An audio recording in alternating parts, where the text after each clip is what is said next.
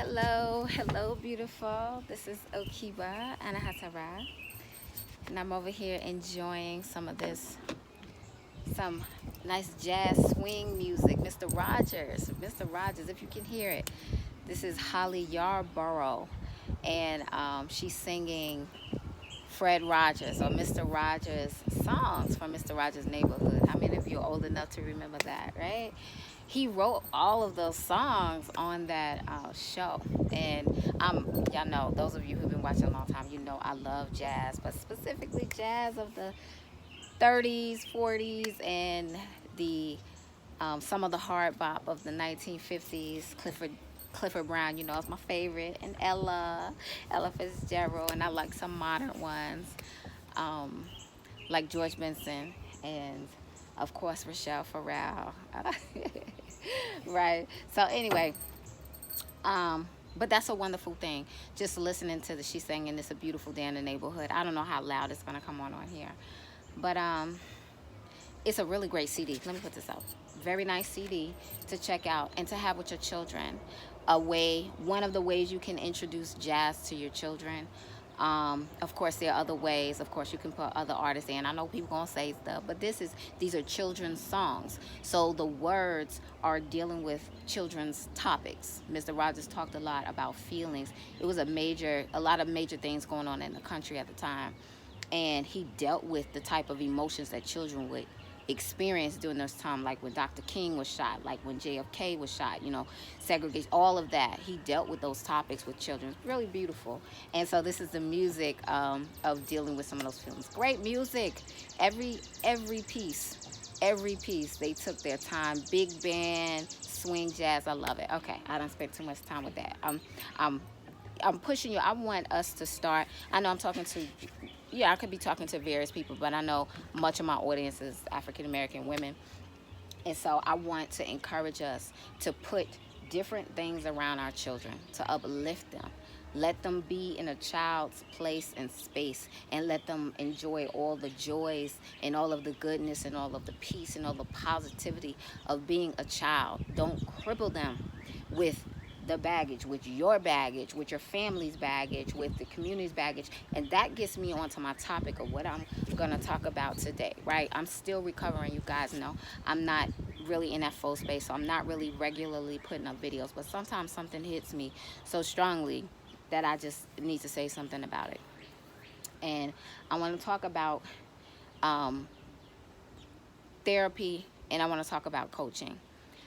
Very often you hear people say, okay, African Americans, we've gone through a lot in this country, and there's been a lot that African American people have gone through, but the psychological part of it is becoming even more traumatic, or should I say it's continuing, it's perpetuating the trauma that we experienced before.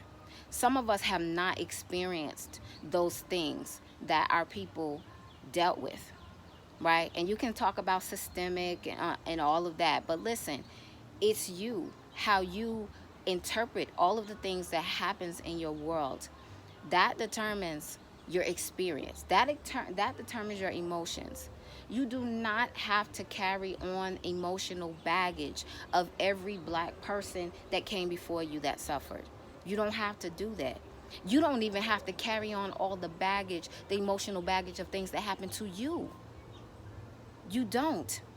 What happened to us being a spiritual people? A spiritual people know that there's rhyme and reason for all things that happen. Yes, pathologies cause problems to happen. Pathologies cause people to hurt you, right? It causes hurt people to hurt people, right? That's what pathologies do. But in understanding that and overstanding it, you also realize that it all really happens in the mind. After the experience, after certain things that you experience in your body, you can choose whether or not to keep playing that story over and over again in your mind, or you can choose to look at it, to reframe it. You can look at and that's usually the best way to do it, not to ignore it, but to reframe it, to reshape it. Like, this happened to me because had I not experienced these things, I would not be on a journey like this. I would not be saying the things I'm saying that might be speaking to some other people that help them, right? You can look at everything, like my husband says all the time, anything and everything can be used for your rise, can be used for your rise, right? And this is here I want to talk about with coaching. My husband, Nazir, he does coaching. And and I think it's important that, and he's a good coach, he's had a lot of people who's testified to it, and all of that. I think what's good with the coach is finding someone who is in line with your energy, right? You feel them. They like, yeah, I'm hearing that, I'm feeling that. When they speak to you, it sparks to you, like this person can help you along. But I'm jumping ahead of myself. I said I wanted to talk about therapy and coaching. Oftentimes you hear people say, because of those things that black people have been through, that black people need when I say black people, I'm talking about African Americans, that African Americans need therapy, right? And I don't totally disagree with that, but I think there's more to it. We need more. There's more than therapy that's needed in the African American community to deal with pathologies, generational things. It's coaching that's also needed, right? Go back. Why do I say that? Therapy has to do with healing and helping a person to get over a disorder. That's really what therapy is supposed to be about, a disorder.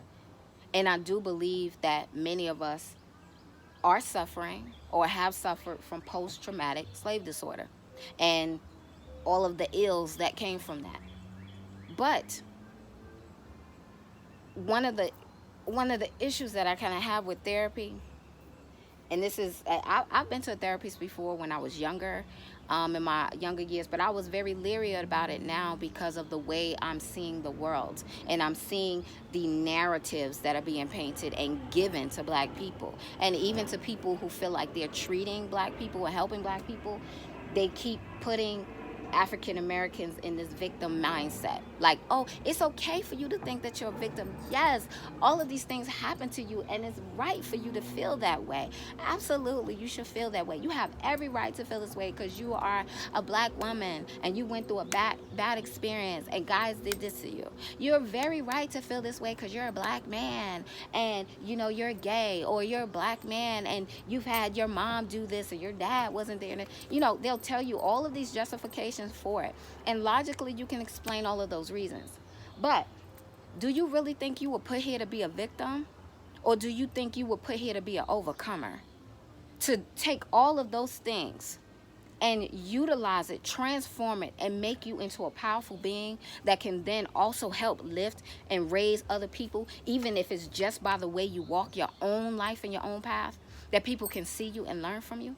Do you really, as spiritual as we are as people, do you think you were put here to be a victim and to let somebody reclassify you and say that your victimization, we understand that and we're going to always and forever see you as a victim? Or are you supposed to be a victor in it? If you call yourself powerful, as I know we are powerful beings, indigenous beings of this planet, heck yeah, you're going to go through a hard school. You're going to go through a hard school, because with those great challenges come a great level of power when you overcome them, right? And I'm speaking to all of them, all of us. I'm speaking to me, right? Overcoming them. So this is one of the issues that I have with therapy, is because I think it keeps you talking the narrative, speaking the same narrative. Oh, well, I was raped, I was molested, I was abandoned, I was, that's my story. And you keep this story running in your head. But that happened. That may have been in your past, but you are creating the emotions again and again every time you start thinking that way. Every time you put yourself in that place, you victimize yourself over and over again. And you know where the issue is happening, where the problem is happening? Right here in your head. That pain that you're experiencing only exists in your head. Really, it does. Now, it starts to manifest in your body. See my last video when I talked about that. You keep those negative thoughts going and going, they start to manifest in your body. Your body starts to break down and not do the things that you want it to do, because you have been feeding yourself with all these negative thoughts for the longest. I'm just dealing with the power of the mind, so let's deal with the power of the mind, okay? I know I'm not even going to address that. I'm trying to jump ahead for those people who have something to say. Say what you have to say. uh, this, you're supposed to be a victor. This is why I think coaching is so important. And like I said, my husband does coaching, so you can check him out on Hidden Power University. One of the reasons why I think coaching is so important is because coaches always ask you the question of, where do you want to be in life? Where do you desire to be in life? And when you're off on it, it's like, you really think these experiences are for that purpose? A good coach is always going to push you, just like you had coaches in your sports teams, or coaches for dance, or whatever you might do. Notice, anybody who's a professional has some kind of coach, somebody who's working with them personal, one-on-one, to help them be better at whatever it is they're trying to do, help them and groom them. It's like how in the school we had something called an IEP, for those students, only for students who have special needs. It's called an individual education plan.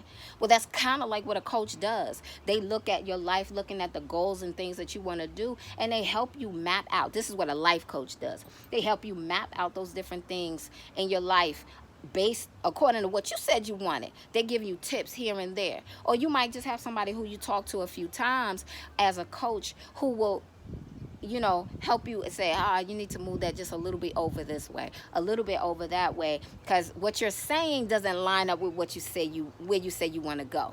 They're not going to let you be a victim. They're not going to let you say, well, woe is me, and say, you have every right to think that way. No good coach is going to do that. No good coach is going to put you in that space.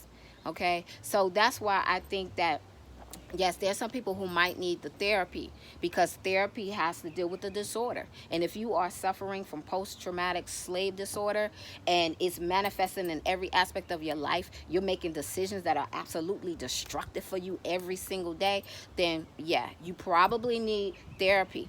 But for a lot of us, what we really need is coaching. We need coaches. We need life coaches, people who can assist us with life, help us to live life and live it in a fuller and a better way, not keep guessing. This powerful computer that you are holding in between your ears, we hardly know how to use it. We are hardly using it. We using it to veg out and to watch things, not even things that are improving us. How are you using this brain? There's so many powerful things you can feed it and you can do. You think somebody else doing something powerful is really more powerful than you? No, it's just because they're using their brain in a different way, right? They're using their brain in a different way. And this is one of the things that coaching, a good coach, a real coach, is going to get you to tap into the powers of your mind, to look at your brain and how the brain operates. They're going to understand the science of the brain. They're going to deal with a lot of psychology, because that's what it is. That's how you change your thinking. You don't have to live in the past. You don't have to live in the past. And we're being kept and bombarded and we're being taught to constantly think and stay in the past. You see it all over the news. You see it everywhere. It can be a few cases here and there. So many other things going on, but you're made to focus constantly on the past. So you can't move forward. You're getting stuck. Come on. If you're really trying to overcome, you can't constantly keep your head in the past. All right? What's the Sankofa? Right? You look in the past, but you use it. Look in the past, but use it. Use it to move forward. The front windshield of the car is larger than any of those other windows, than your mirror. Why? Because most of the time you're supposed to be looking this way, forward. You ain't supposed to be turning your head all the way around, see who behind you. You know what I'm saying? That's how you cause an accident. We have no kind of accidents because we're not looking forward. Anyway, I didn't want to get to ranting, but just telling y'all the difference here. So I think most of us need coaches. So find some good coaching. Find some good coaching that works for you. Somebody that vibes in your energy, that they have tools that will really help you to overcome the obstacles that you're having in your life, right? And a really good coach will spot and see when, you know what, this issue is a little bit more, we need to try to go for some therapy. You may need to go into therapy. A good coach will spot that. Right? They'll work with you for a while, but they might say, the issue is going a little further. You really should be doing this. And they'll have some referrals for you, or they can show you where to go. But get some assistance. We need life coaches, finance and business coaches. Ooh, have mercy. uh, parenting coaches, relationship therapy and relationship coaching. But quite frankly, if we deal with life coaching and business and finance coaching, that will cover so many areas of our lives, because we have to deal with our personal demons. We have to deal with our personal issues that are causing us to bump heads with each other and fight with each other and be disagreeable. When we deal with our personal issues, it'll help us to be better parents and watching our children and really giving them the lift up. We may watch our children, but we got to prepare them for this world ahead. We have to prepare them for a different world and not hold them back with our baggages. It will also help us to get along better in our relationships when we deal with ourselves. So that's it for now. Be beautiful. I don't know if I started off saying hello, beautiful, but hello and goodbye, beautiful. Be well. Be well. I send you lots of light and love, and you take care until next time. All right.